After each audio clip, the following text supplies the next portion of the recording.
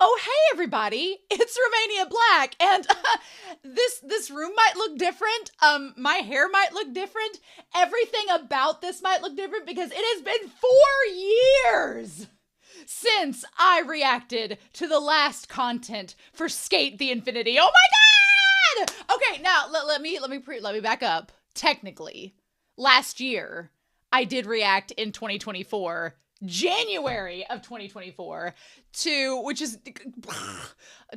the trailer for this OVA, or the teaser for it. So it's been a solid year since I've remotely talked about Skate the Infinity, but it has been since June of 2021 since I reacted to the OVA, like the little audio drama Reky for Skate the Infinity. How has it been 4 years? How has it been 4 years? It feels like it's not been that long, but yet it's also been a millennia. So I can't believe that we have finally got this OVA. I have been waiting patiently for this OVA. I am a patient person when it comes to anime coming out. I'm patient. I'm like, I want to give them time, make it look the best that they can. And then I knew that this spring the OVA had been coming out in theaters and it was going to release in Japan. And I thought, okay, well, maybe by summer it'll be out for streaming. And then literally, Crunchyroll, my dudes, you need to get up some PR people hired. I know you might not want to spend a lot of money. You got the money. You have the money. You can spend it. You need to hire some PR people to amp this up and not just drop it out of nowhere and be like, oh yeah, there it is. You gotta get the stuff hyped up. Maybe that's their plan. Maybe they're like, if we just drop it and it's like a mystery drop, people will hype it up on their own, but quit making us do the work. We're not getting paid by you. So if Crunchyroll wants me to be sponsored by them, I would take that and just be like, give them all ideas of how their PR campaign could be better. But this is dropped, and the Discord Patreon channel was like, oh, hey, by the way, Anime Annie was like, did you know that it dropped? And I was like, what?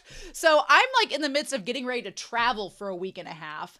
And I originally was not going to put this on the channel, but then I was like, I was going to wait until I was back from my trip because I should be recording 1,000 other things right now before I leave to be on time. But I was like, I can't go a week and a half more without being able to see, because I have only been getting on Twitter to set things up to come out on Twitter to tell what's on the channel and what's being reacted to. That's the only time I've really been, unless I just have literally searched Haikyuu or something that I want to find fan art for. Otherwise, I have been off social media because I didn't want to get spoiled about what was going to happen in this OVA, because I've been waiting for 4 years.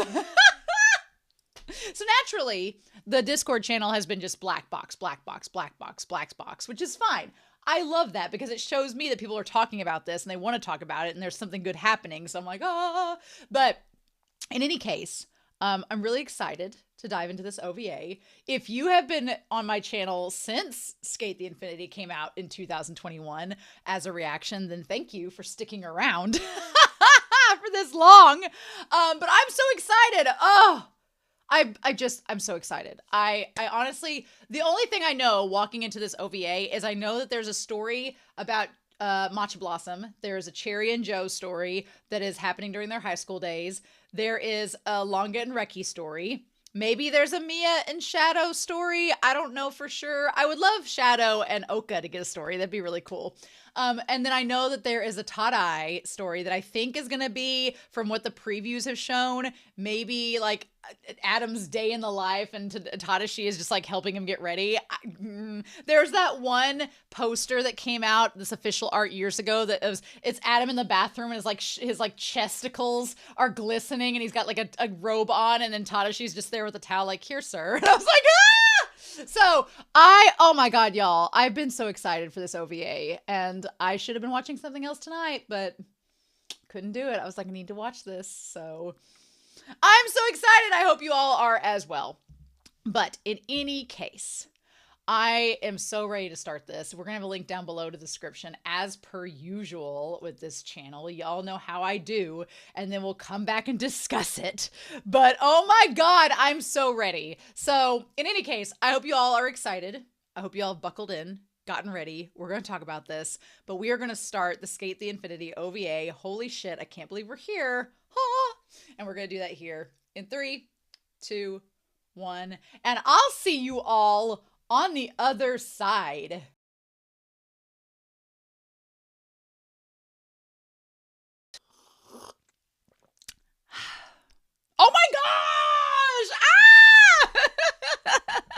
Sorry, I had to let that out. That was worth the wait. That was worth the 4-year wait. That was worth it. That honestly was.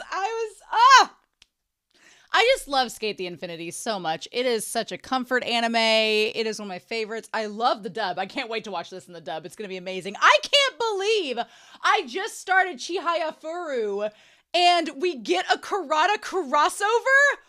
The stars aligned. The stars aligned for it coming out. It had to come out this week. It just had to because here we are. Oh!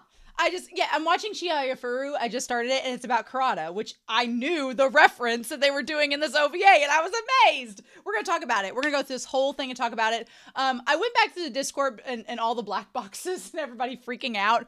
But apparently, Utsumi, who is the creator of Skate the Infinity, she had an interview published in Pash, and a lot of it has to do with Adam. And we're going to talk about Adam and Tadashi and all that. But we're going to talk about that. And so when we get to the Adam segment, I want to read that interview before we start that segment. But if I had to rank the segments from 1 through 4, honestly, if I had to rank them, I would probably do... it's so hard. I would put Reky and Langa's first. That was easily the best skit. Now, I'm not counting the end credits. The end credits with all of them was amazing, but it doesn't get counted because it was the end credits. I would say that Reky and Langa and Mia's whole thing was my favorite. It by far, I think, was the most giving in terms of the fan service and the story and the shipping. It was amazing. I'd say it was my favorite. Then... I think for the silver medal, I would go with Tadashi, with Adam and Tadashi. And I know what people are going to say, but I'm going to talk about it when we get to it. But the fact that it happens all of this, the stuff, I'll get to Matcha Blossom here in a second, but the stuff with Reky and Langa and the stuff with Tadashi are happening post season 1. So I think that gives them a nudge. And I love Tadashi so much, but I would put them silver because most of the video was Tadashi sleeping, but he got his day off, so he got to do whatever he wanted, and he chose to sleep.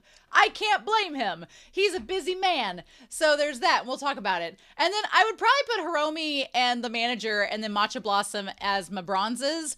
I love getting a little more context with Hiromi, with Shadow, and his manager. I'm still rooting for them. I like the people that ship Okarun with Oka with Shadow. I like that ship a lot, but I like Hiromi trying to make his manager know how nice of a guy he is. And she could break up with that other guy. She could break up with him and date Shadow. And once she realizes what a nice man he is, because he's literally a saint. So yeah, sure. And then Matcha Blossom, we'll talk about Matcha Blossom a lot. I liked a lot of aspects about Matcha Blossom, but it was so focused on them being competitive on like a sports day when they're just doing a track meet, that I felt that there were other opportunities they could have done with the Matcha Blossom, especially since we get these other pairings like post season 1, but with Matcha Blossom we go back in the past. So who knows? I felt like Matcha Blossoms was the most predictable.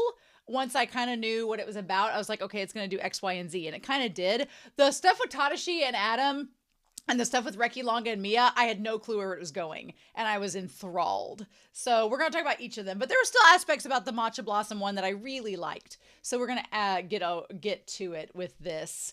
Oh my gosh. So the start of it says the rain and a cat, soda ice cream from a convenience store.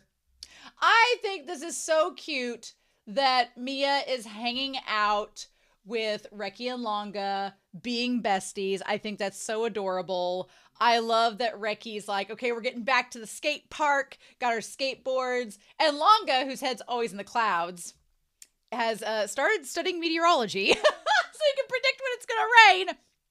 And it's like, all I had to do was stay home for one day. What a drama queen. And he's like, you guys don't know how it pained me to find my Saturday blown after babysitting my sisters. Now, I think that Langa knows because during the house thing, Langa's like, they're coming. Like, it's the damn Poltergeist movie. Like, they're here.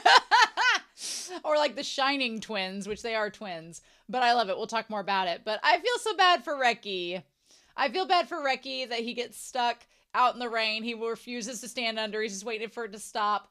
One thing I really love about Mia is that Mia is good friends with both Langa and Reky. Like, we've seen Mia and Reky in season 1 become really close, especially from the S and everything. But I like in this little short that we see that Mia has also become really close with Langa, which is cute. Mia's like their little adopted little brother. It's kind of adorable. I love it. And then Langa's like, it's not stopping anytime soon. And then they're like, wow, you're a real local. And Reky's like, what about my passion? Why will it not reach anyone? So, look, the fact that they go over there back to Reky's house, and I know that Mia gets the clothes because it's all they have, but I'm pretty sure Langa is pretty comfortable wearing Reky's clothes, if you know what I mean. I'm pretty sure they wear the boyfriend fit all the time. And I'm pretty sure Langa's over there all the time. So I love the animation. Waiting for this OVA was so worth it. The animation was gorgeous. I love how lived in Reky's house is. I love like even the little tiny details, like the wood grain and everything. And when you look over in the corner, when Mia's sitting in the doorway when Mia's in the doorway and he doesn't want to come in yet, and they're like, come on, little cat, come in. We're like a little rental cat. Come on in here. And Mia's like, I've never been to anybody else's house before. It's so cute. And I also love the little detail when he's in the doorway, you look over and in the umbrella stand holder, there's like 1,000 umbrellas because there's the mom, 3 sisters, Reky, Langa. Like, I love it. I love they're all there. It's so sweet. And of course, Reky's like, come on in, Mia. And so then the mom shows up. Now, I was told earlier today, actually, that the mother's VA and Reky's VA are mother and son voice actors in reality, which is, I love when that happens. I love when that happens. It's great. But I love that instantly Mia, Mia, look, I'm shipping Mia with Reky's sister now. You can't stop me. I am shipping them. Mia already has wiggled his way into that household. He's already gotten favor points from the mom. He's going to make Reky and Langa's life a living hell. I'm like, yes! I'm so excited about it. I'm like, come on, Mia. I'm all for Mia and the sister. I am all for them being a ship because they are so cute together. It's adorable. But yeah, I love just Reky's room, the drawing, the stickers, the poster, the action figurines, everything. It's so cute. I just love it. It's so lived in. And he's like, well, we've only got clothes in that size. And he's like, well, unless you get my little sister's clothes. Like, Reky, he's going to make you rue the day. I'm waiting for Mia to have a growth spurt and get like 6'2". And then Reky's like, it would make my day for Mia to have this insane growth spurt. And he's just tall and lanky, but like attractively so. And he's like 6'2", and he starts dating Reky's sister. And then he just comes over to Reky's house and towers over him. And he's like, what are you talking about? And Reky's like, I need it. I need it. There's so much potential after this OVA. It was so good. But then he like looks over. I love Reky's room. All the posters, all the like painting on the skateboards. And Mia's like, this room is actually really cool. And then he gets it out and talks about the skateboard that he has. And he's like, oh, I have this one. I love that the books all fall down. And then Reky's like, oh, well, that's a US only model. You'll have to show it to me. And then they knock over the cards for Karada where they make up their own. Again, the Chihaya Furu crossover. We could not have timed it better on this channel. I'm not even joking. Insane. You wouldn't think that Karada would be very exciting, but the parody that they do in this OVA where they slap the cards against the wall, I've only watched episode 1 as of this recording of Chihaya Furu, but that's exactly how it is. It's so good. So then they all write on the cards. It's so adorable, and they're thinking up little phrases and catchphrases that they'd say. I love that in the end when we have like the skater quest instead of the dragon quest game where Reky becomes a slime because that's what Mia's told him to become, or that he is. Love it. I love that Reky draws Mia as a little cat or as a little fennec fox. I love it. And then Langa's over here making haiku because it's Japanese bread. So very small. It leaves me hungry. I feel like maybe in the Japanese characters it fits the haiku. But it's so cute. And Langa's so proud. He's like, look what I did. He's such a dream. But then I love that they've gotten all the drawings done. And suddenly they're like, all the cards are done. And then Langa, he can sense that they're coming. And he's like, they are coming. Oh my God, I love it. That's a sign that Langa's been there enough times. He is able to detect when the twins are coming into the room. Oh my gosh. And then Mia's like, who's this? Mia's just like a cat that's like his hair standing on end, like, oh my God, the twins. I also want to point out, I love that one of the twins has like the little pink in the skirt and everything, and the other one has like the little pant shorts. I love it. I think it's adorable. Like, who's this? And they're just rubbing all over them. The sister showing up, the overalls, she was giving me like Nobara vibes from Jujutsu Kaisen with the white overalls and the blue shirt underneath, but it has the strawberry. Adorable. And then, oh, Chinen, you're even hotter than your photos. Oh, girl. Hi, you just called me a hot. And he's like, oh, hey. He's like, oh, so you're the little sister. No, they instantly hit it off. Reky, you're doomed. It's over. It's all over. And she's like, oh, let's play karate. This will be fun. And so, yeah, Kiyomi. Kiyomi's the eldest sister. And then Nanaka and Chihiro. Yeah, Reky, you're doomed. They hit it off so off the bat. It was amazing. And they're like, we're going to play and it's going to be cute. And Mia's already hit with the twins. The twins gravitated towards him instantly. I love all the drawings on the cards, the skateboards. There was so much time taken to draw each of these. They're so cute. Adorable. And she's like, I'm counting on you. And he's got like the little blush on his face. And he's like, okay, sure.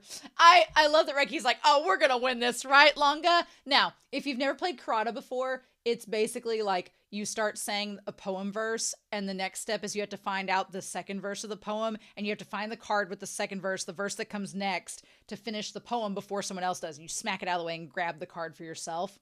Langa would not be great at this game if he's not very good at Japanese or knows a lot about Japanese literature.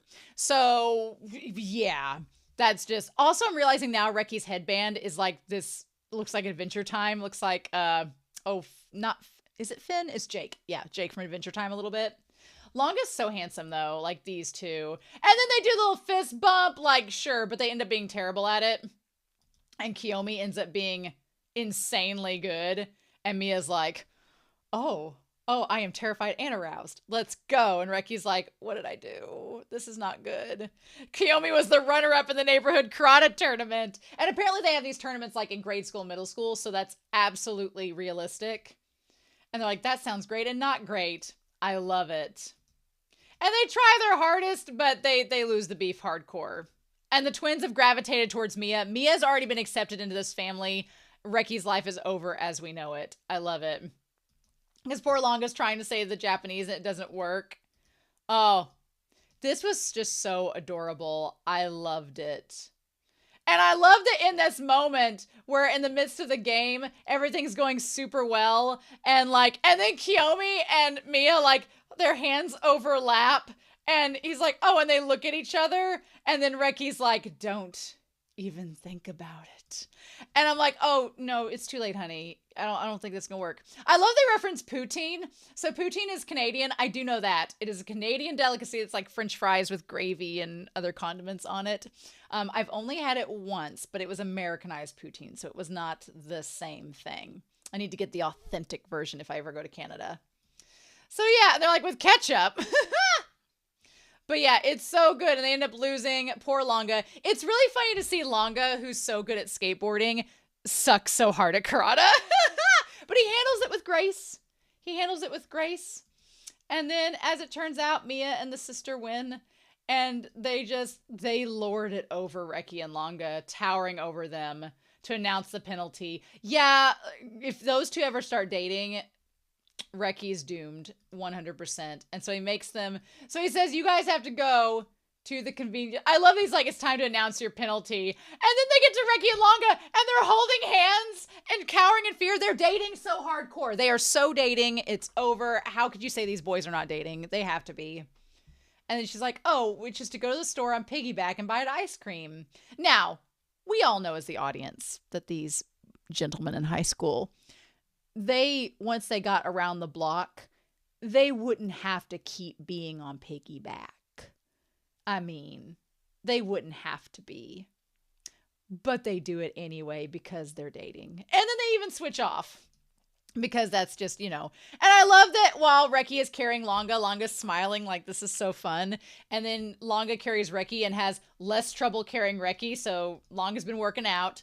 But just the expressions that Langa gives Reky and they give each other, it's so cute. And they're like, oh, we'll invite Cherry and Joe next time because we'll probably do much better than them.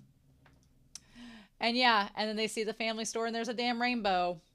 I mean, there's a rainbow. Of course there is. Then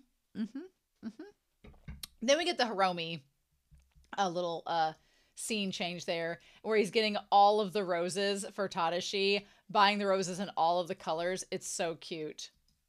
I love that the people from the S show up at the flower shop and Shadow like makes them like get out of the way to let the old lady go first. I love it. It's super cute. So then we have the flashback with Joe and Cherry, which is the antics you would expect from them. They basically just tease each other into oblivion.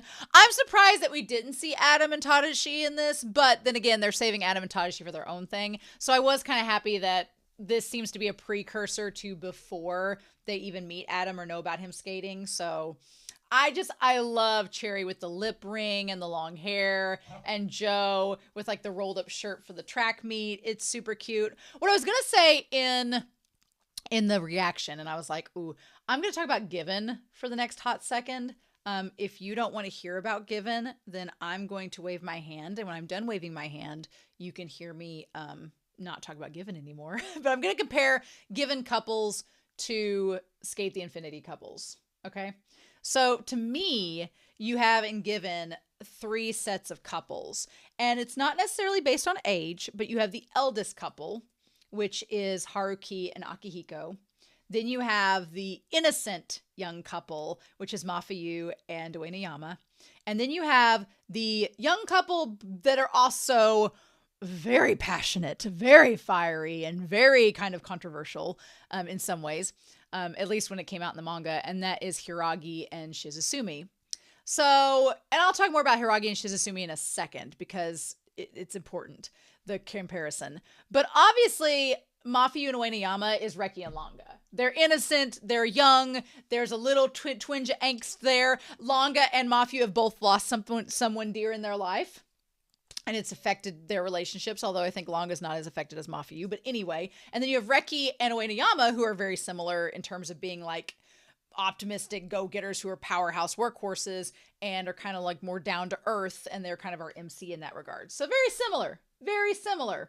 Then you have in this, the coupling between Joe and Cherry reminds me of Haruki and Akihiko. And they both kind of like are polar opposites attract sort of scenarios, but they kind of hold each other accountable. They make each other better. And then you even have like with Akihiko, and what's funny is in Given, you have Akihiko and Ugetsu, who's a toxic lover that they're once in a relationship and they break up. Here, I would kind of liken Joe to Akihiko, but in this case, Cherry's the one that has kind of the toxic ex-crush, which is on Adam. So that's kind of interesting. So, but they're like the older, more mature couple. Like Akihiko and Haruki treat themselves as being like the older couple, and they're like the more mature couple. And Joe and Cherry, even though they act a fool, kind of fit that mode. Like when they're walking around being like, man, being tough, being a serious adult high school student. And I'm like Reky and Langa are the same age in the current series, and they are not nearly as serious as you two boys. So I think that's funny. Then Tadashi and Adam are literally the skate equivalent of Shizuzumi and Hiragi. And what makes it so crazy and on the nose is that Adam is a Taurus, Hiragi is a Taurus, Tadashi is a Scorpio, Shizuzumi is a Scorpio. Shizuzumi and Tadashi both have very quiet, under the surface, but deep burning passions for the people they love. And the people they love happen to be larger than life divas. That's exactly what it is. That's exactly what it is. So those Given couples and those skate couples they line up so perfectly for me. So anyway, end of all those spoilers. That was a lot longer than I expected. But yeah, I loved watching these two go back and forth. And so they're trying to figure out what they can do, something serious that they can get into. What can they get into that will give them purpose? And both of them seeing the poster at the ramen restaurant about skateboarding. I mean, on the surface, you're like, oh, getting serious about skateboarding? Really? but then they do. And so it's kind of funny. Also, I think it's interesting that Cherry is in the protagonist seat of the room. Ever since this has been pointed out to me, which it was pointed out to me, I forget which series it was now that it was pointed out to me. I think it was in Dan to Dan that it was pointed out. But there is a seating chart, and in anime, where the main character sits determines if like they're in the main character spot, and Cherry is in the main character spot of the seating, which is kind of funny. I like that a lot. But yeah, I just love how they just goof off with each other, and the teacher's like, I really need you to quit. You both, I can't imagine being a teacher in that classroom and having to deal with Cherry and Joe every day. I would have moved them. I've been like, you guys need to sit somewhere else. I also love the differences where Joe is in the tracksuit with like the t-shirt with the rolled up sleeves, which I do a lot. So I hear you, Joe. And then Cherry's like in the full on tracksuit looking like he's about to participate in Squid Games. Just Adam would run a Squid Games themed S round. He would. He absolutely would. So yeah. I thought it was funny they each played in different competitions. So in the 50-meter dash, Cherry wins that one. And I love that his hair causes Joe to sneeze and get caught up. So that was funny. So then what was the other competitions we had? We had the grip strength. So the grip strength was Joe's. That was how that worked. And then from there, what else did we do? I want to get on here. So I love his nose gets kind of big when he does. Again, in Chihaya Furu in episode 1, a character has a big nose like what Joe has in that scene. The crossover is crazy. It's wild, y'all. So then they keep playing. And they do the standing broad jump, which it looks like Cherry wins that one. And then they have the handball toss, which of course Joe wins that one, surprising no one. Then they do the endurance running. Uh-huh. I love everybody at the school is just like, these guys. I love the endurance running. They start out really fast, but then they run super slow by the end. That's so funny. I love that to pieces. But yeah, and then they just collapse. That was so good. But they've each won 7 each. Go figure. And so the final test is the side-to-side jumping. I like this one guy. He looks, again, speaking of Dan to Dan, he looks like the main character of Dan to Dan or of Mob Psycho. And so they both get at each other. Now the one thing is, you scrawny bean sprout. I was like, I don't think Joe's that scrawny, honestly. I mean, he gets buff as hell by the time he's an adult, but I don't think he's that scrawny. I love this poor kid with the stopwatch. It's like, guys, I'm just trying to do my job. You guys are being ridiculous. He's like, stop, we're not done yet. I love this one guy that throws the bucket on them. I thought for a second it was going to be Adam showing up, but no, it's this man. And he's just like, can y'all please stop? And I love they're doing these squats now instead. And everybody on the campus is just like, these guys every day. So we get to see Reky with his friend from high school. And he has like a Totodile shirt on, which is so cute. And I want to see the friend from high school come back. The little bowl cut kid. I want to see him return. But I mean, I think if we want to give Langa a little bit of a jealousy run for his money and get some spice in that relationship, then you introduce the old childhood friend that Reky's been given a piggyback ride to, and we might have it. But yeah. So then he walks past him, and Joe and them are like, oh, it's so great to be a kid. I'm like, you're 17. Shut up. I was like, they're like, those children, good thing we're adults who do serious adult things as they go to have a 30-minute ramen eating contest. Speaking of which, they stop in front of the ramen. It says, looking for challengers, eat this supersized meal. It's free if you finish in less than 10 minutes. I don't think they finished in less than 10 minutes, but I could be wrong. That thing is insane. I would never do those food competitions where they're like, oh, you have to eat so much food in a certain amount of time. No, I would never do those. Even if it was free. You know why? Because one, you'd make yourself sick. And two, you wouldn't enjoy the food. Like, part of the fun is eating food and enjoying it and savoring it. Like, that just, no. Challenge not accepted. So yeah, they both eat and they finish. Okay, there was 32 seconds left. So they got it done in like 9 minutes and 28 seconds. And then they both get almost sick and then they say they have a good day. I love that they're like, we're having this existential crisis at age 17, but, you know, maybe we could play skateboarding. And they're like, yeah, let's try that. I think some guys were skating in town. There's some guy that's supposed to be really good, like Ada something. And then they both show up at Dope Sketch together, which is hilarious. I love that Dope Sketch was around, even back when they were in high school. Good for them. And then we have Hiromi helping the manager with one-handed with the bottle. Look at him. And she's like, I thought this was supposed to be a cold coffee. But he got so red from helping her. Aw. So then we have in English, the morning routine. Now, on this day, for this morning routine, Tadashi is allowed to sleep in. And we're going to keep track of the time because I think he lies about the time. But he gets to sleep in. And instead, we have what Adam does by himself. Now, after watching this OVA, I was like, Adam, you don't need Tadashi around. You can get yourself damn ready. You're a grown-ass man. But we're going to imagine what it would be like if Tadashi was there from the start. So in the morning routine here, we have Tadashi. I love Tadashi's like just plain ass bed. One thing that I love about Adam and Tadashi is that they are polar opposites. Could not be more different. I'm a Taurus though, and some Tauruses, like, I can be kind of minimalist, but I'm not gonna lie, I like being a bit luxurious sometimes. Adam is full-blown Taurus. Peacock energy.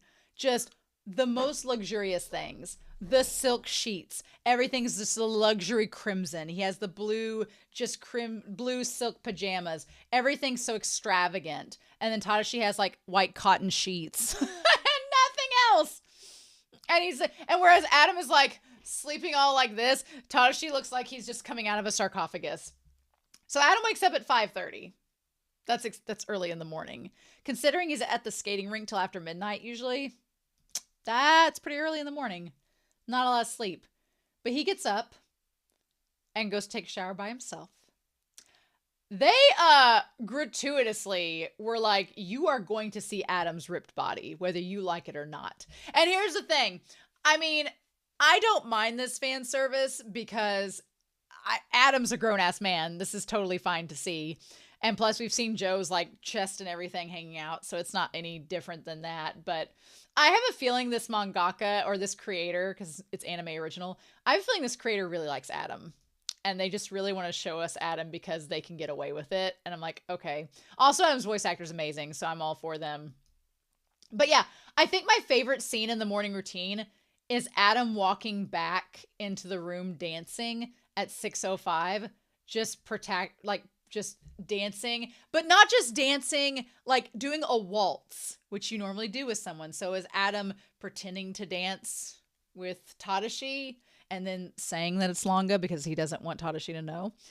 Also, I imagine that if Tadashi had been awake at this time, he would have made the bed. He would have made Adam's bed and would have stood awkwardly in the corner. While Adam danced around the room, he would have stood awkwardly, while he pirouetted away. And then he opens up the curtains, clacks his heels as Adam does. Then, here's the thing. It's 7 a.m. That maid served him his morning cup of coffee and his biscuits, but there's an extra chair beside him. So if Tadashi wanted to sit beside him, he could. Or he could stand beside him, because I don't think Tadashi would sit down. I think he'd stand holding the chair amidst all the roses. Adam looks so good with his hair down. I freaking love his hair down. And he's just reading his book, sipping his coffee. Adam lives the life. This is every Taurus's dream right now. This is like a May girl's dream. To have a book, a cup of coffee, rose bushes, out in the summer sunshine. I love every bit of this. So he's sitting there and then decides, all right, I've read my Nietzsche for today. I'm getting ready to go in and get ready. So at 9 a.m., Tadashi's still like asleep. Adam goes in at 9 a.m., gets off his veranda, sits down in his giant luxury chair, and is like, what am I going to do today? With his chest out still in his bathrobe. I mean, why not? Tadashi would be standing there awkwardly the entire time. But he has the crop, which has the heart on it. And then he sits there smacking the crop down multiple times. Now, for me, I'm like, does he still slap himself with the crop? Because he was doing that before because of his aunt's, like, mental trauma that they gave him. Does he still slap himself with the crop? Because he wears, like, a button-up shirt and you can't tell. So,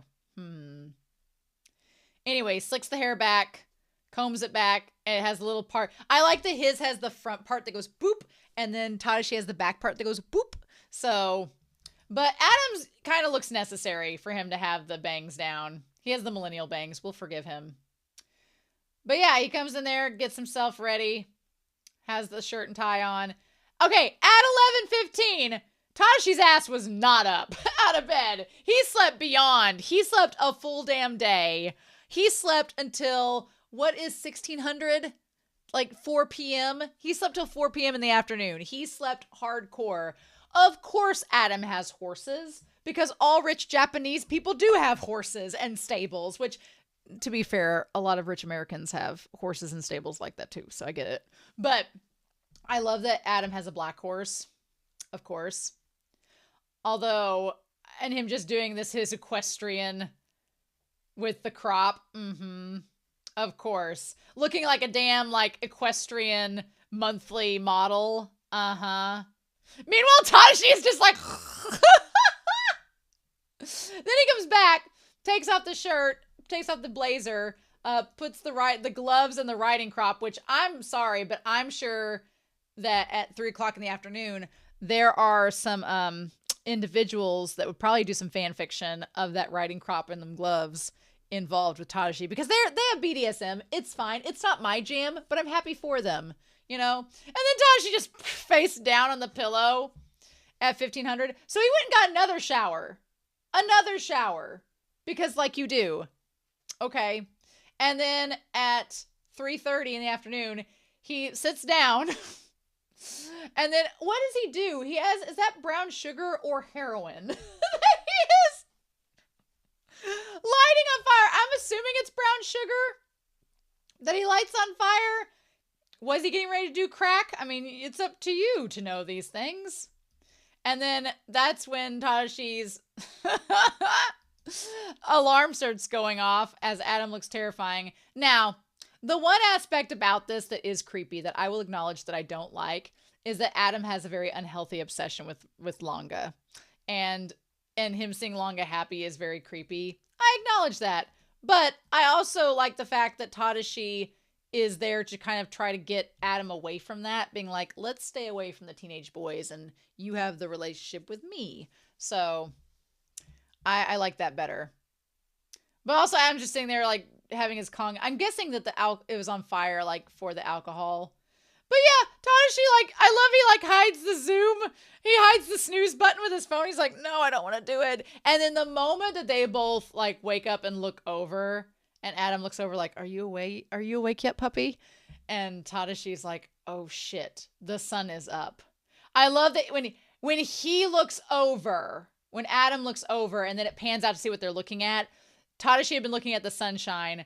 Adam was looking at the skateboard that has love on it. I'm like, oh, And then Tadashi's like, well, shit. I've had so many moments like Tadashi where you wake up and you're like, son of a bitch, it's too late. Why'd I sleep in that long? And so, yeah, the cognac with the alcohol with the coffee. Tadashi's like, shit, I need to get ready. He left a little piece of hair up, which is adorable, as he like washed his face. And then you don't know what's rumbling in that moment.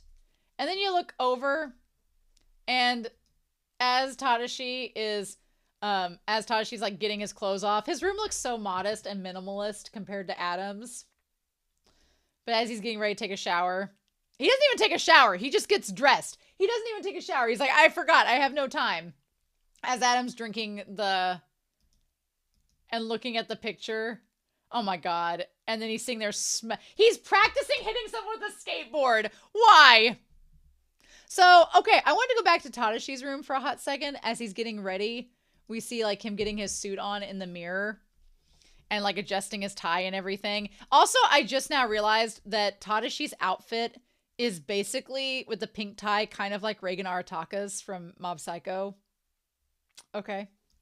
But yeah, as he gets ready to go, he adjusts the tie and gets ready to go. And so we see he has, like, outside a little tree and everything, and a bush, a desk with, like, where he can write and everything. It's very modest. Is he living in the same mansion as Adam? Is his bedroom, like, just down the hall from Adam's?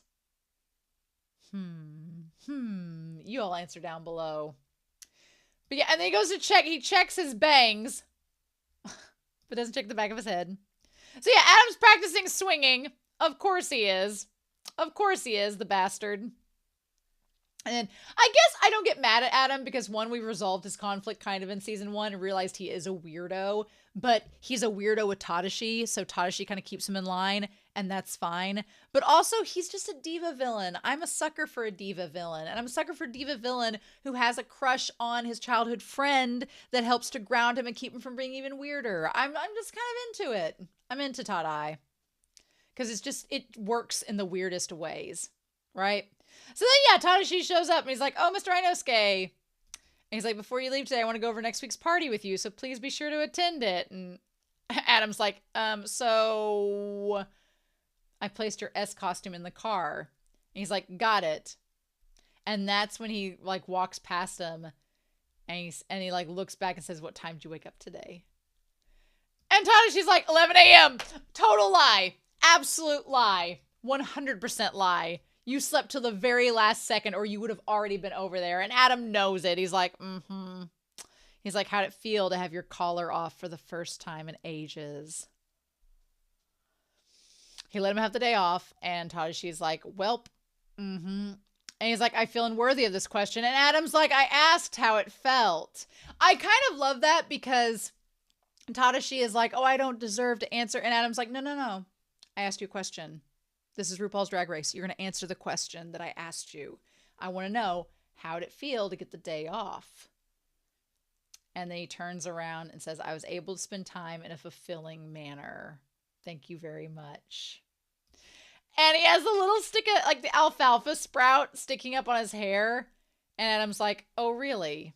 It's like, And Tashi's like, did I do something wrong? Is this normal? So, of course, they go to the helicopter to get ready to go to the S because why not? We have this red helicopter. And he's already dressed in the car. He changes in the car. Changes in the car in front of Tadashi as he's driving him. You all do what you want with that. But then before they get in the helicopter, he tells Tadashi as he goes back towards him and walks towards him to fix the hair. And you think, Tadashi's like, is he going to slap me? Is this what's going to happen? Is he going to poke my eyes out? And he kind of flinches for a second, but no. Adam's like, your hair, it sticks up there. And he says, it's a fine coat of fur. And of course, Tadashi's like, oh, well, forgive me. He's like, no. He says, right this minute, I want you to turn around. And Tadashi's like, what's going to happen, sir? And he says, you're a dog, aren't you? At least keep your coat well groomed. The fact that he brought his hair product with him because he had to do his hair in the car, but the fact that Adam, gave that product to Tadashi is a big deal. Let's not mind the fact that it looks like a substance that would probably be in someone's hair for other reasons. We'll ignore that. But when he does that and he sticks it down and gels it, and he's like, your coat. And he's like, Mr. Inosuke. And he's like, you know what? We're going to turn the S into a dog show today. And Tadashi's like, what? And he's like, you've inspired me. He's like, a judged competition. So everybody gets a dog. The players will be judged on their skating style.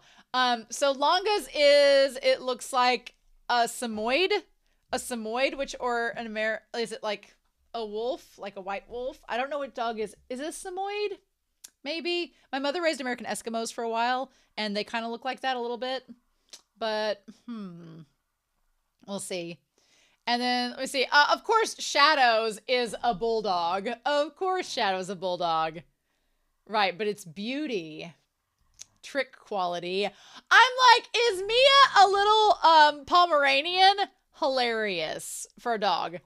Originality. Oh, Cherry being a poodle or a, like, Oh, I don't think that's a Saluki. One of them looks like a poodle, but the other one, or a Borzoi. Aesthetics. Oh, Joe being like a big old Mastiff or a Great Dane. Fitting. And then my favorite is Tadashi as the Border Collie. Tadashi as a Border Collie, because Border Collie are herding dogs. They herd and get things in order. That's literally what Tadashi does, and they have energy all day long. They have to be doing something constantly. That's why he slept for 14 hours. And he's like, character. We didn't get to see what kind of dog Adam was, because Adam's not a dog. He's the one doing the show. He can't be a dog. And Tadashi's like, well, who's going to judge it? You? And he's like, no, the gallery is going to judge it. And he's like, oh, well, you know, if we use drones, we can monitor the gallery and add vocal support and enthusiasm to level scoring. And that's when Adam looks at him and he says, He's like, listen to you speaking up. He's like, well, it's because I agree it's a good idea to make it a judged competition. Communication. I love these two kinky bitches. And they're communicating. They're talking up. And Adam's like, okay, I like the sight of you. They're forming a healthy relationship, and I'm 1,000 times here for it. Right? And then when he boops him on the nose, shut up. He says, then it's a go. I'm here for it. And Tadashi's like, okay, sure. If anybody's going to handle Adam, it's going to be Tadashi. Tadashi is the one to handle Adam's insanity. Right? Oh my God. So before we get to Hiromi, do your best, Hiromi, who's so cute. I want to go to this interview with Utsumi, who has some Q&A spoilers. There are spoilers for the OVA, so I'm putting it all under the cut. Please tell us any memories you have of the time you were making the character named Shindo, Inosuke, or Adam.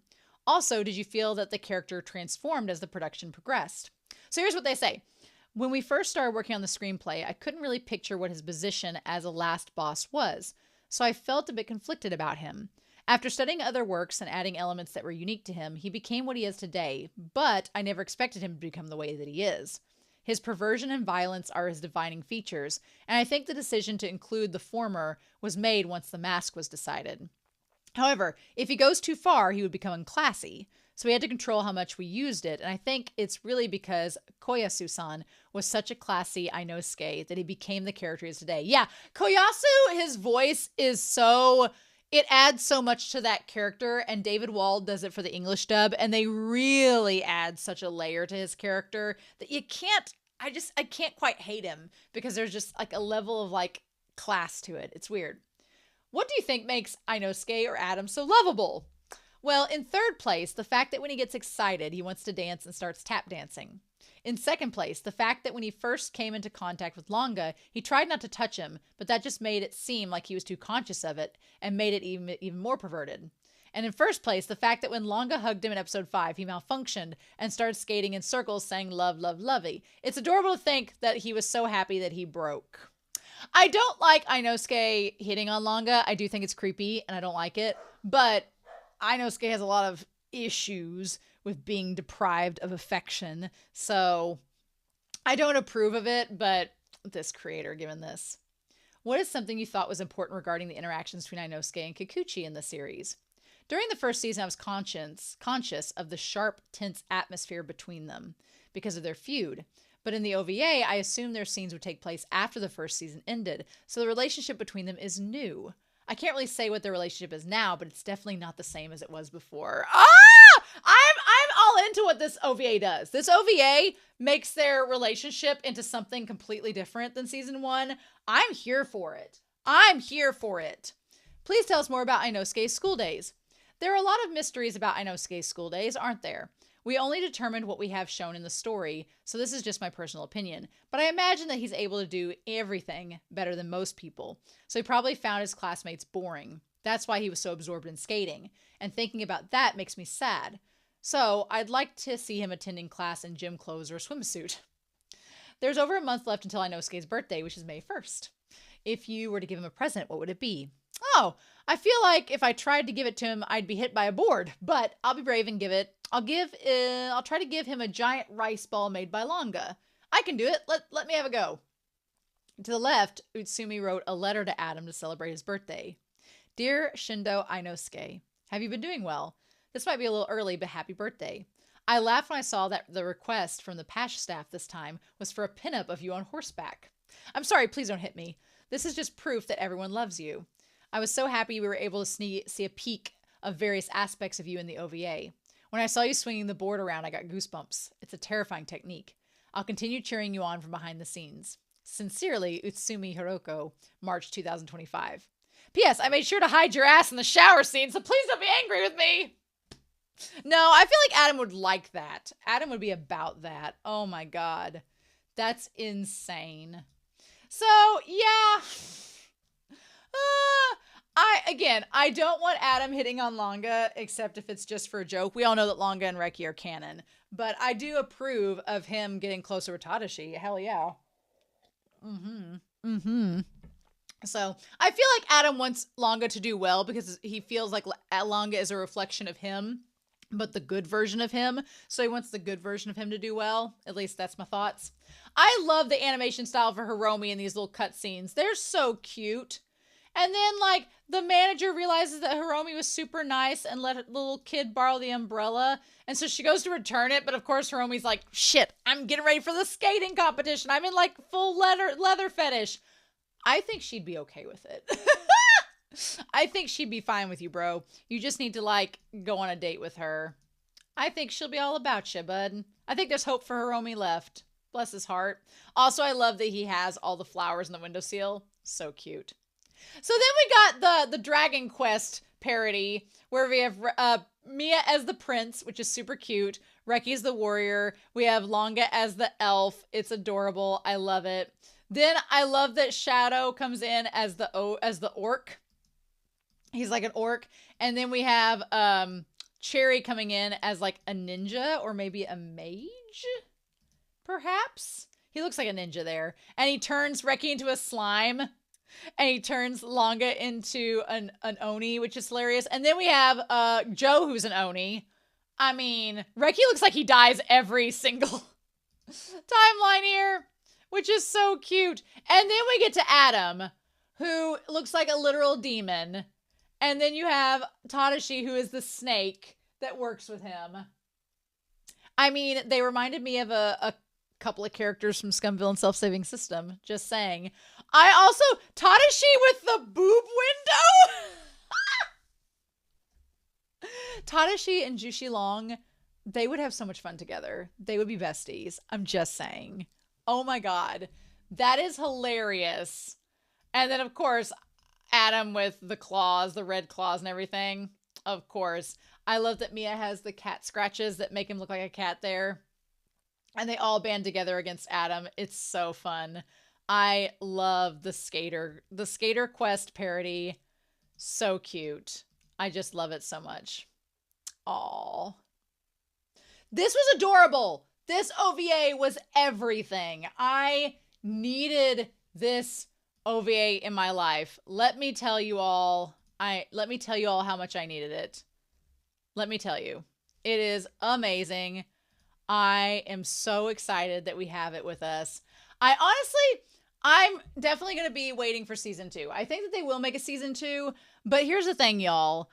Especially with anime-only projects, stuff like this, it takes time, and it takes dedication, and it takes a lot of labor of love, and this was beautifully animated, and it was so fun. So I'm willing to wait a little bit for them to script and come together with a season 2, because I think they'll do really good with it, and even if it takes us another 3 to 4 years, hopefully that's not the case. But I really hope that we get a season 2, and I will very patiently wait for it because I love this series so much. Now I want to go back and watch season 1 in the dub over again because I love the dub so much. So we'll see about that. Anyway, I'm super excited to hear your thoughts down below. Oh, I hope you all have a wonderful week. Please stay safe, take care, and yeah, I'll be back at some point with more Skate the Infinity reactions. Bye!